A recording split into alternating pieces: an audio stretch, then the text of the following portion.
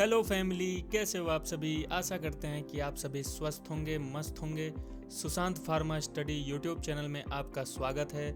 आज हम part 2 what is blood discuss करेंगे। पिछले वीडियो में हमने डिस्कस किया ब्लड की डिफिनीशन, उसके कंपोनेंट्स, फंक्शन, और इस वीडियो लेक्चर में हम डिस्कस करने वाले हैं आरबीसी, डब्ल्यूबीसी, प्लेटलेट्स के बारे में। अगर आपने पिछला वीडियो नहीं देखा है तो पहले उसे देख लें ताकि आपको अच्छे से समझ आ सके। लिंक मैं डिस्क्रिप्शन में डाल दूंगा। तो चलिए आज का वीडियो स्टार्ट करते हैं। तो आरबीसी का फुल फॉर्म होता है रेड ब्लड सेल्स, लाल रक्त कणिकाएं कहा जाता है। अब इसकी डेफिनेशन देखते हैं। तो RBC also called erythrocyte, it is round to oval in shape. RBC को इरिथ्रोसाइट भी कहा जाता है। यह गोलाकार आकृति की कोशिका होती है। क्वेश्चंस पूछे जाते हैं आरबीसी का दूसरा नाम क्या है। तो आरबीसी का दूसरा नाम इरिथ्रोसाइट होता है। इरिथ्रो का मतलब होता है लाल और साइट का मतलब होता है सेल। लाल रंग की कोशिकाएं जिसको आरबीसी कहा जाता है। Next point, whole diameter of RBC is 7.8 micrometre and thickness of RBC is 2.0 micrometre. RBC का जो डायमीटर होता है, क्षेत्रफल होता है, वो 7.5 माइक्रोमीटर होता है और इसकी थिकनेस मतलब इसकी मोटाई कितनी होती है तो 2.0 माइक्रोमीटर होती है, 2 माइक्रोमीटर होती है। ये क्वेश्चंस बहुत इंपॉर्टेंट हैं, पूछे जाते हैं मल्टीपल चॉइस में कि आरबीसी की थिकनेस कितनी होती है तो 2 माइक्रोमीटर, उसका डायमीटर कितना होता है तो 7.8 माइक्रोमीटर। तो ये सब बातें ध्यान देने वाली हैं। नेक्स्ट पॉइंट इसका हम देखते हैं, formation of RBC is called erythropoiesis. RBC बनने की प्रक्रिया को इरिथ्रोपोएसिस कहा जाता है। क्वेश्चंस आते हैं कि आरबीसी के बनने की प्रक्रिया को क्या कहा जाता है तो उसका आंसर होगा इरिथ्रोपोएसिस। आरबीसी के बनने की प्रक्रिया इरिथ्रोपोएसिस कहलाती है। यहाँ पे इरिथ्रो का मतलब है लाल, पोएसिस वर्ड आए तो पैथोलॉजी में पोएसिस शब्द आए तो बनने की प्रक्रिया, मतलब आरबीसी के बनने की प्रक्रिया, जो उसकी प्रक्रिया होती है, प्रोसेस होता है, उसको इरिथ्रोपोएसिस कहा जाता है।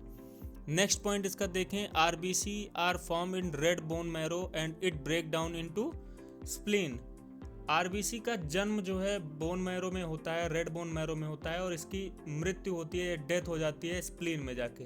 बोन मैरो और स्प्लीन की डिटेल वीडियो जल्दी बनाऊंगा, इस चैनल पे आपको मिल जाएगी। नेक्स्ट पॉइंट इसका देखते हैं। तो normal range of RBC is 4.5 to 5.5 million and it's normal range of life span of RBC is 120 days. RBC की सामान्य मात्रा अगर हम देखें तो 4.5 to 5.5 मिलियन तक होती है।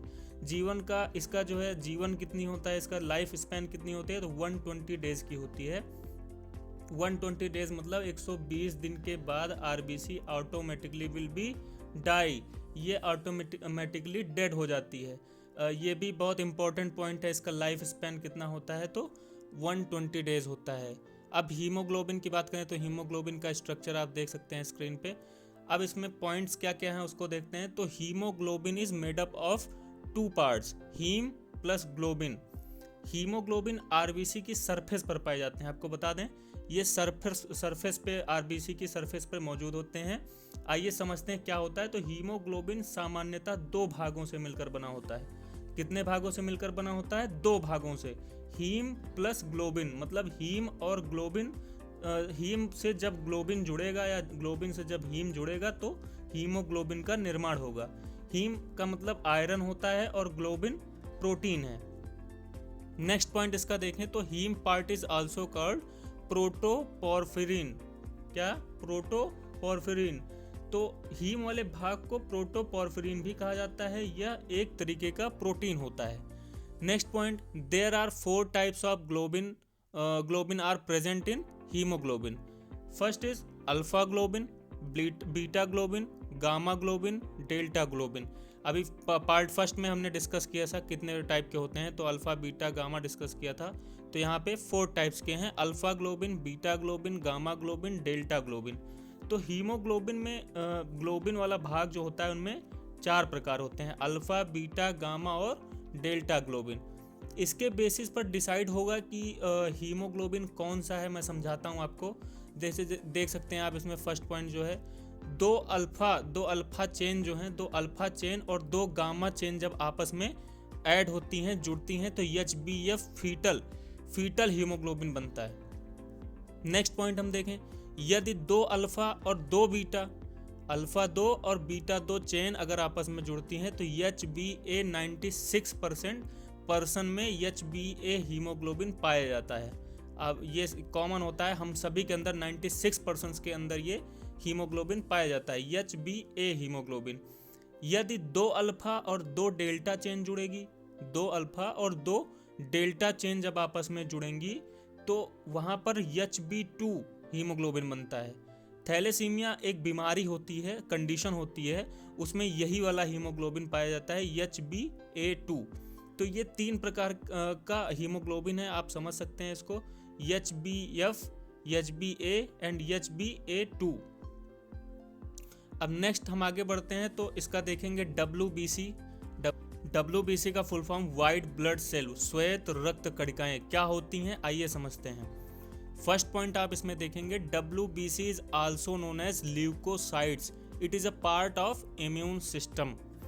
WBC को ल्यूकोसाइट्स के नाम से भी जाना जाता है। यह हमारे इम्यून सिस्टम का ही एक भाग होती है जिसका मुख्य कार्य शरीर को रोगों से बचाना होता है। Next point, formation of WBC is called leucopoiesis.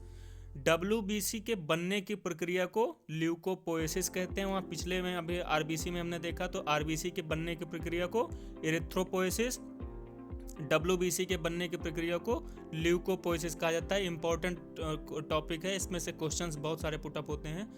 There are 2 types of WBC, first is granulocyte, second is agranulocyte. तो यहाँ पे दोनों को डिस्कस करेंगे। तो फर्स्ट हम डिस्कस करेंगे ग्रेनुलोसाइट की। तो this is also type of WBC cell which has small granules in cytoplasm, so it is called granulocytes, also known as PMN, polymorphonuclear cell. आइए इसको समझते हैं सिंपल भाषा में। यह WBC कोशिका का एक प्रकार होती है। कौन सा? ग्रेनुलोसाइट एक WBC कोशिका का एक प्रकार होती है और इस कोशिका के साइटोप्लाज्म में छोटे छोटे कण पाए जाते हैं, इसलिए इसे ग्रेनुलोसाइट कहा जाता है। आप फिगर में देखे होंगे, ऊपर मैंने आपको भी एक फिगर दिखाया हुआ था, तो उसमें ग्रेनुलोसाइट जहाँ पे छोटे छोटे कण पाए जाते हैं, ऐसी स्थिति में जो होते हैं उन्हें ग्रेनुलोसाइट कहा जाता है। अब ग्रेनुलोसाइट कई अलग अलग प्रकार में पाई जाती हैं, इसलिए इसे PMN, पॉलीमॉर्फोन्यूक्लियर सेल कहा जाता है। पॉलीमॉर्फोन्यूक्लियर सेल कहा जाता है। पॉली का मतलब होता है बहुत सारा, बहुत ढेर सारा। मॉर्फो का मतलब होता है बनावट, मार्फोलॉजी। न्यूक्लियर, न्यूक्लियस की सेल के अंदर जो न्यूक्लियस है उसकी जो बनावट है, सेल के अंदर न्यूक्लियस होते हैं, हम सभी जानते हैं। न्यूक्लियस में जो उनमें बनावट है और अलग अलग प्रकार की होती है बनावट, अलग अलग शेप एंड साइज की होती है, वो ग्रेनुलोसाइट्स में आती हैं।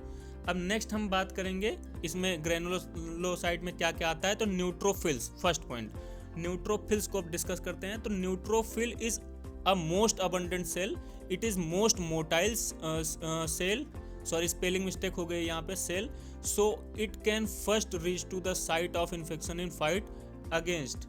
न्यूट्रोफिल्स बॉडी में पाए जाने वाली एक ऐसी श्वेत रक्त कणिकाएं हैं।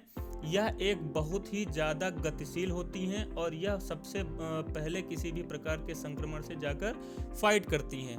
कोई भी हमें इन्फेक्शन हुआ, बैक्टीरियल, वायरल, फंगल, कुछ भी इन्फेक्शन हुआ तो सबसे पहले न्यूट्रोफिल्स जाके वहाँ पे फाइट करती हैं। Next point, neutrophil is also known as polymorphonuclear cell, PMN, it has multi lobed nucleus. Neutrophil कोशिकाओं को पॉलीमॉर्फोन्यूक्लियर सेल भी कहा जाता है, जिसे शॉर्ट फॉर्म PMN कहते हैं, क्योंकि इसमें न्यूक्लियस का अलग अलग आकृति में पाया जाता है। और नेक्स्ट पॉइंट इसकी देखते हैं, an average diameter of neutrophil is 12 to 25 micrometre. Neutrophil का क्षेत्रफल, ये इंपॉर्टेंट क्वेश्चन है, न्यूट्रोफिल का क्षेत्रफल कितना होता है? तो लगभग 12 से 25 mm माइक्रोमीटर होता है। नेक्स्ट पॉइंट हम डिस्कस करेंगे। तो neutrophil cell are produced in bone marrow in 14 days, when it come in blood circulation it is destroy within 24 hours। तो न्यूट्रोफिल सेल्स बोन मैरो के अंदर लगभग 14 दिन में बनती हैं।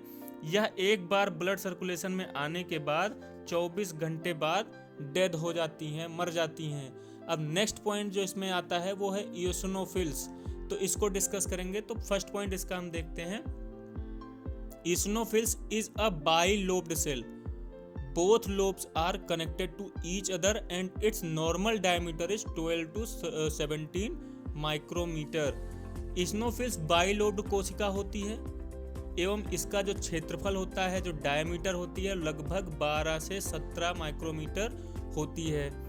नेक्स्ट पॉइंट डिस्कस करेंगे। तो it develops in 3 to 4 days after the inter in blood circulation, it destroy in 8 hours। इस कोशिका को बोन मैरो में बनने में लगभग 3 से 4 दिन का समय लगता है और एक बार यह ब्लड सर्कुलेशन में आ जाए फिर ये 8 घंटे में डेड हो जाती है। पिछला वाला हमने देखा था तो वो 24 आवर्स में डेड हो रही थी, कौन सी, न्यूट्रोफिल्स। ईओसिनोफिल्स 8 आवर्स में डेड हो जाएगी। नेक्स्ट पॉइंट देखते हैं। तो in a parasitic infection increase the level of eosinophils. यदि शरीर में किसी भी प्रकार की एलर्जी या जब भी बॉडी में पैरासिटिक इन्फेक्शन होता है तब इसकी मात्रा बहुत ज़्यादा बढ़ जाती है। यह पैरासिटिक इन्फेक्शन के लिए स्पेसिफिक होती है, जैसे हमारी बॉडी में हुक वॉर्म, राउंड वॉर्म या कोई भी ऐसे पैरासिटिक इन्फेक्शन हो जिनका जो है एंट्री होगी तो ईओसिनोफिल्स हमारा बढ़ जाएगा। सीबीसी कराने पे हमें पता चलता है, हम पता कर सकते हैं। Next point, increase the level of eosinophils in allergy condition. Means यदि शरीर में किसी भी प्रकार की एलर्जी हो गई है तब भी ईओसिनोफिल की मात्रा बढ़ जाएगी। फिर चलिए नेक्स्ट देखते हैं इसका बेसोफिल्स। बेसोफिल्स क्या होती हैं इसके बारे में डिस्कस करेंगे। तो basophil has kidney shaped nucleus. Basophil में किडनी के आकार का न्यूक्लियस पाया जाता है। Next point, basophil develops in bone marrow in 7 days and when it come in blood circulation it is destroying 60 to 70 hours। First था न्यूट्रोफिल, उसमें जो है 24 आवर में डेथ हो जा रही थी उसकी। सेकंड था ईओसिनोफिल, 8 आवर्स में उसकी डेथ हो जा रही थी। लेकिन यहाँ पे बेसोफिल 60 to 70 आवर्स तक जीवित रहता है, उसके बाद वो डाई हो जाता है, डेथ हो जाता है, मर जाता है। अब इसको सामान्य भाषा में समझें तो बेसोफिल के बनने में लगभग 7 दिन का समय लगता है और एक बार ब्लड सर्कुलेशन में आने के बाद यह 60 से 70 घंटों में नष्ट हो जाती है। Next point, when it present in tissue then it is called mast sales.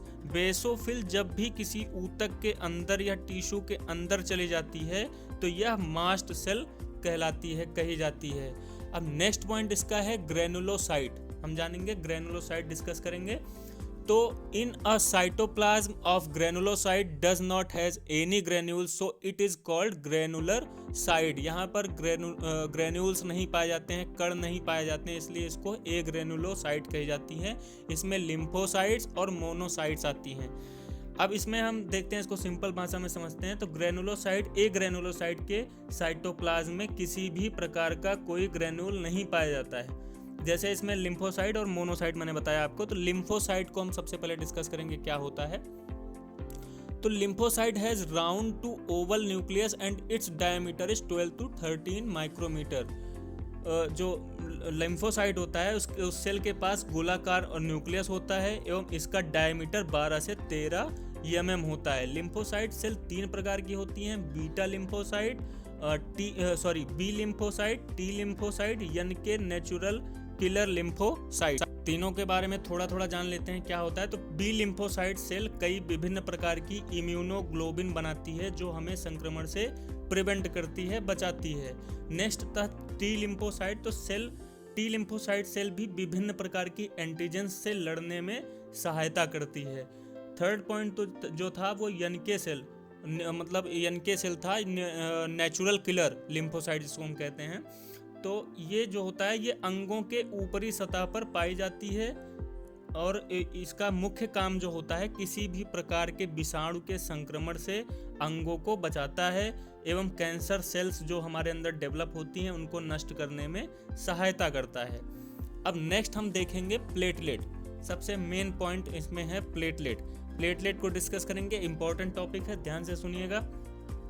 Platelet is a smallest cell of blood which diameter is 2.4 micrometer. Platelet help to formation of blood clotting process during the injury.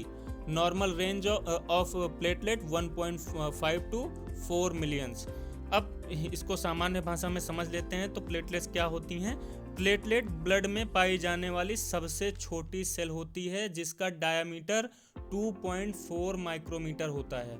कितना diameter होता है? 2.4। ये जितने point वाले हैं सब इसको आप नोट करते हुए चलिएगा, ध्यान में रखिएगा, काफ़ी इंपॉर्टेंट है ये। अब नेक्स्ट पॉइंट जो इसका था उसको भाषा में समझते हैं, सामान्य भाषा में। प्लेटलेट की सामान्य मात्रा 1.5 लाख से 1.4 लाख तक होती है। प्लेटलेट रक्त का थक्का बनने में भी सहायता करती है। इंपॉर्टेंट पॉइंट ध्यान रखिएगा, बहुत इंपॉर्टेंट है, थक्का बनने में हेल्प करती है। तो आज के लिए इतना ही, मिलते हैं नेक्स्ट वीडियो में नए टॉपिक के साथ। अगर वीडियो अच्छा लगा है तो वीडियो को लाइक करें, शेयर करें, हमारे चैनल को सब्सक्राइब करें। मिलते हैं नेक्स्ट वीडियो में न्यू टॉपिक के साथ। Thank you.